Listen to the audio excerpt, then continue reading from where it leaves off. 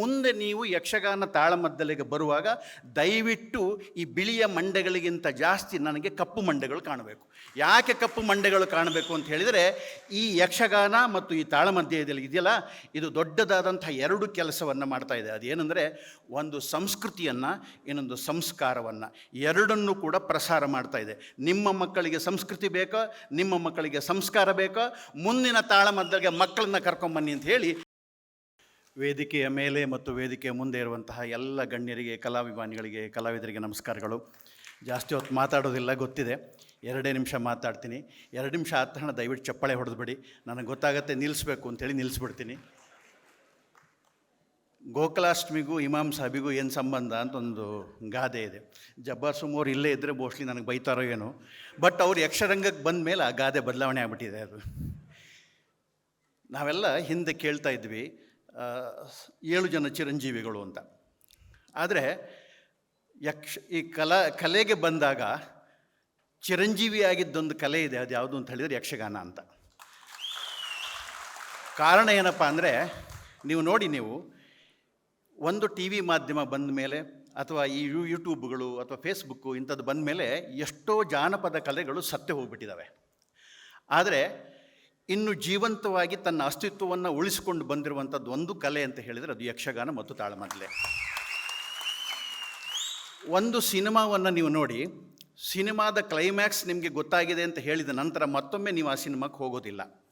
ಆದರೆ ಇಲ್ಲಿರುವ ಸಣ್ಣ ಮಗುವಿನಿಂದ ಹಿಡಿದು ಪ್ರತಿಯೊಬ್ಬರಿಗೂ ಗೊತ್ತು ಕರ್ಣಾವಸಾನದ ಕ್ಲೈಮ್ಯಾಕ್ಸ್ ಏನು, ವಾಲಿವಧೆಯ ಕ್ಲೈಮ್ಯಾಕ್ಸ್ ಏನು, ಎಲ್ಲರಿಗೂ ಗೊತ್ತಿದೆ. ಆದರೆ ಮತ್ತೆ ಪುನಃ ನಾವು ಬರ್ತೀವಿ. ಕಾರಣ ಏನು ಅಂತ ಹೇಳಿದರೆ, ಒಬ್ಬ ಕಲಾವಿದ ಆ ಪಾತ್ರವನ್ನು ಹೇಗೆ ನಮಗೆ ಕಟ್ಟಿಕೊಡ್ತಾನೆ ಅಂತ ಹೇಳುವಂಥದ್ದು. ಒಬ್ಬೊಬ್ಬ ಪಾತ್ರಕ್ಕೂ ಅದು ಹೇಗಿರುತ್ತಪ್ಪ ಅಂತ ಹೇಳಿದ್ರೆ, ಒಂದು ಬ್ರ್ಯಾಂಡ್ ಆಗಿಬಿಟ್ಟಿದೆ ಯಕ್ಷಗಾನದಲ್ಲಿ. ಮೊದಲೆಲ್ಲ ಹೇಗಿತ್ತಪ್ಪ ಅಂತ ಹೇಳಿದ್ರೆ, ಭಾಗವತಿಕೆ ಅಂತ ಹೇಳಿದ್ರೆ ಕಾಳಿಂಗನವಡ್ರು, ದಾರೇಶ್ವರ ಸುಬ್ರಹ್ಮಣ್ಯ, ಈ ರೀತಿ ಬರ್ತಾಯಿತ್ತು. ಆನಂತರ ಒಂದು ಪಾತ್ರ ಕೌರವ ಅಂತ ಹೇಳಿದರೆ ಗೋಡೆ ನಾರಾಯಣ ಹೆಗ್ಡೆಯರು ಅಂತ, ಕಂಸ ಅಂತ ಹೇಳಿದರೆ ಚಿಟ್ಟಾಣಿ ರಾಮಚಂದ್ರ ಹೆಗ್ಡೆಯರು ಅಂತ. ಚಿಟ್ಟಾಣಿ ರಾಮಚಂದ್ರ ಹೆಗಡೆಯವರ ಜೊತೆಯಲ್ಲೂ ಕೂಡ ಭೀಷ್ಮನ ಪಾತ್ರವನ್ನು ವಹಿಸಿದ್ದೆ. ಹಾಗಾಗಿ ಸ್ವಲ್ಪ ಯಕ್ಷಗಾನದ ಹಿನ್ನೆಲೆಯಲ್ಲಿ ನಾನು ಬಂದಿದ್ದರಿಂದ ಕಾಳಿಂಗನವಡ್ರ ಜೊತೆಯಲ್ಲಿ ನಾವೊಂದು ಅಮೃತಮತಿ ಅಂತ ಹೇಳಿ ಒಂದು ಯಕ್ಷ ನಾಟಕ ಅಂತ ಹೇಳುವಂಥದ್ದು ಒಂದು ಹೊಸ ಪ್ರಯೋಗವನ್ನು ಮಾಡಿದ್ವಿ.